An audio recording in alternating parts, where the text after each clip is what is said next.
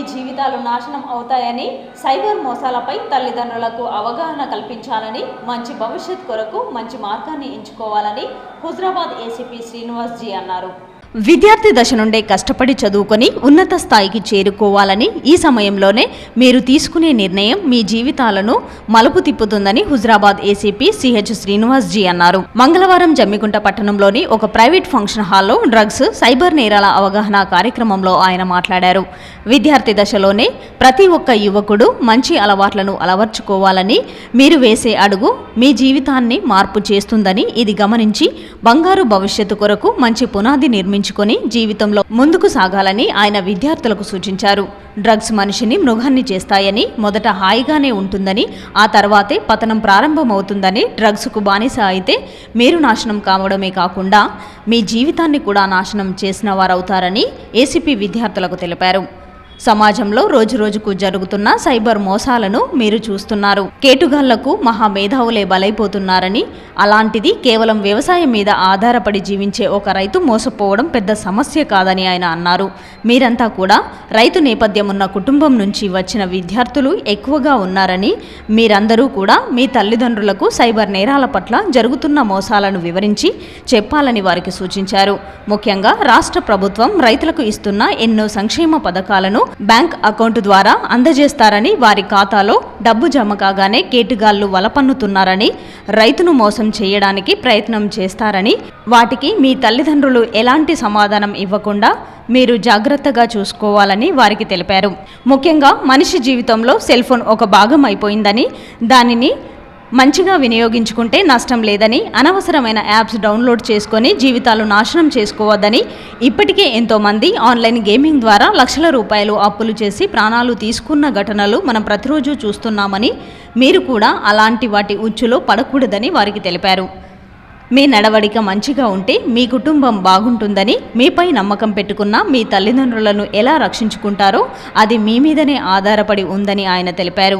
ఈ కార్యక్రమంలో జమ్మికుంట పట్టణ CI Varamganti Ravi, SI T Vivek, ప్రభుత్వ డిగ్రీ కళాశాల ప్రిన్సిపల్ రమేష్ బాబు, చాణక్య డిగ్రీ కళాశాల ప్రిన్సిపల్ దబ్బెట రవీందర్, పలువురు పోలీస్ సిబ్బంది, సుమారు 300 మంది విద్యార్థులు పాల్గొన్నారు.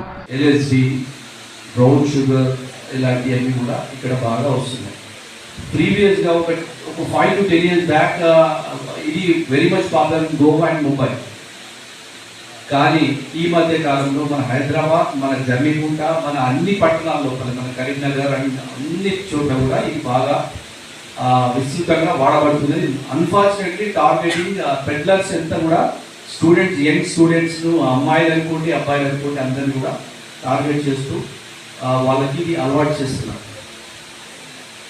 అది ఎందుకు ఎక్కువ అలవాటు అవుతుందంటే, ఒకసారి మనము జనరల్గా అబ్బాయిలు ఏంటంటే గతంలో ఏదైనా అకేషనల్గా ఏదైనా ఫంక్షన్ అయితే ఆ బీర్స్ అవి తీసుకునే వాళ్ళు, వాడికి ఆ బీర్ కొనాలంటే 120 రూపీస్. వేరే గాంజా ఇంత పాకెట్ మీకు ఒక 300 రూపాయలు వస్తుంది. And instant kick for 3 hours. మీరు ఒకసారి అది పీల్చిన మరుక్షణంలో కూడా ఒక 3 hours మీరు ఆటోమేటిక్గా మీకు తెలియకుండానే మీ నర్వస్ సిస్టమ్ అంతా కూడా ఫెయిల్యూర్ అయిపోయి మీరు ఆ ట్రాన్స్లోకి వెళ్ళిపోతారు అన్నమాట. వెళ్ళిపోయి మీరు ఆ పెద్ద పెద్ద శబ్దాలు వినాలని, మ్యూజిక్ వినాలని, బాగా ఎంజాయ్ చేయాలని దాంట్లోకి వెళ్ళిపోతారు. సో అది చాలా ఈజీగా అయిపోయింది. ఇన్స్టెడ్ ఆఫ్ ఆల్కహాల్ వీళ్ళు దీని మీదకి డైవర్ట్ అయిపోయి ప్రతి స్టూడెంట్ ఆల్మోస్ట్ నాకు తెలిసి 30 to 40% ఆఫ్ ది స్టూడెంట్స్, ఇక్కడ ఉన్న వాళ్ళు కూడా కొంతమంది, మన జమ్మికుంటలో నా పోలీస్ స్టేషన్స్ 6 పోలీస్ స్టేషన్స్ పరిధి లోపల కూడా చాలా మందిని మేము ఐడెంటిఫై చేసినాం, వాళ్ళందరికీ కౌన్సిలింగ్ చేసినాం, కొంతమంది జైలుకి కూడా పంపడం జరిగింది. చాలామంది కూడా పూరెస్ట్ ఫ్యామిలీస్ నుంచి వచ్చిన వాళ్ళు ఎంత అడిక్ట్ అయిపోయారంటే, ఒరిస్సా, వైజాగ్ పోయి ఈ గాంజా తీసుకొని వాడు కొంత తాగుతూ మిగతా తోటి స్టూడెంట్స్కి అలవాటు చేయరు.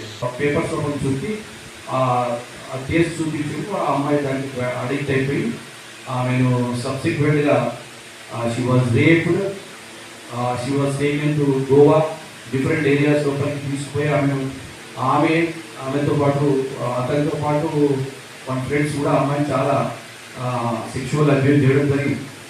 సో అలాంటి సిచ్యువేషన్స్లో మేము ఐడెంటిఫై చేయడం జరిగింది. And subsequently he was taken to rehabilitation centre.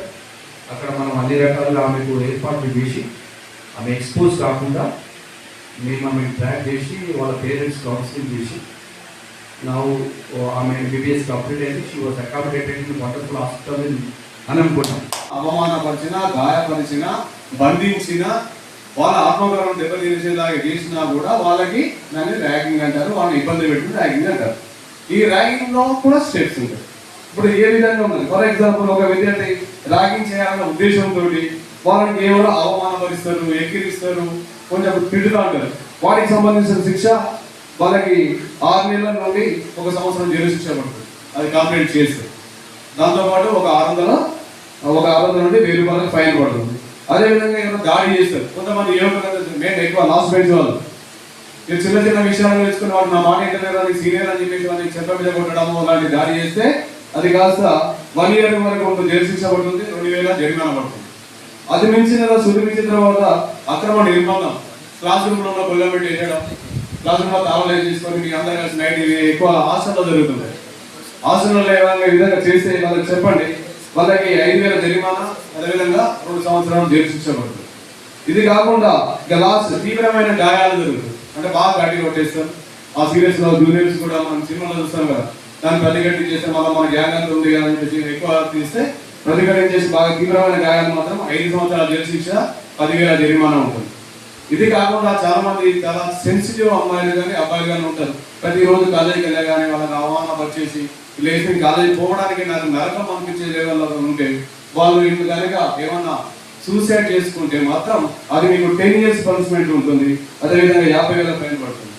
పాఠశాలకు ఎంట్రీ చేస్తారు కాబట్టి వాళ్ళకు వెల్కమ్ చెప్పే విధంగా మరియు వాళ్ళు వాతావరణం ఉంటుంది కాబట్టి అన్ని విషయాలలో అంటే పరిచయస్థంగా ఉన్న పోలీస్ శాఖ వాళ్ళు ముఖ్యంగా మన ప్రాంతంలో అనేక కార్యక్రమాలు నిర్వహిస్తున్నారు. పాఠశాలలో స్థాయి నుంచే కార్యక్రమాలు నిర్వహిస్తున్నారు. నేను చూశాను స్కూల్లో గత సంవత్సరం గుడ్ టచ్ బ్యాడ్ టచ్ అనే కార్యక్రమం నిర్వహిస్తే పోలీస్ శాఖ వాళ్ళు అక్కడికి వచ్చేసి పిల్లలకి ఆ పాఠశాల స్థాయి విద్యార్థులకు మంచి అవేర్నెస్ చెప్పారు. మీరు ఇట్లా ఉండాలి, ఇలా ఉండాలి అని అమ్మాయిలకు మంచి అవేర్నెస్ ప్రోగ్రాం పెట్టారు. అట్లాగే మరి ఈ కార్యక్రమం కూడా డ్రగ్స్ పైన కానివ్వండి, ఆంటీ ర్యాగింగ్ పైన కానీ ఈరోజు మన కార్యక్రమం మేము తీసుకున్నందుకు వాళ్ళందరికీ కూడా మేము ప్రత్యేకత చేస్తున్నాం. ఎందుకంటే ఇలాంటి ప్రోగ్రామ్స్ నిర్వహించడం వల్ల మా పిల్లలలో మంచి సత్ప్రవత కలిగి మంచి విద్యార్థులుగా తయారయ్యే అవకాశం ఉంటుంది. వాళ్ళ ఉజ్వల భవిష్యత్తుకి ఒక బంగారు బాట వేసిన వాళ్ళు అవుతారు. కాబట్టి పోలీస్ శాఖ వారిని సందర్భంగా ప్రత్యేక అభినందిస్తున్నాను.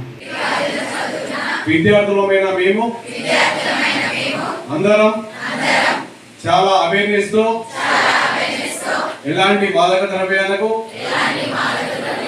లొంగకుండా, అదేవిధంగా ర్యాగింగ్ చేయకుండా నవ సమాజానికి తోడ్పాటు చేస్తామని తల్లిదండ్రులు చెప్పినట్టు ఫోన్లు ఎక్కువ వాడమని మీ అందరి సాక్షిగా ప్రమాణం చేస్తున్నాము.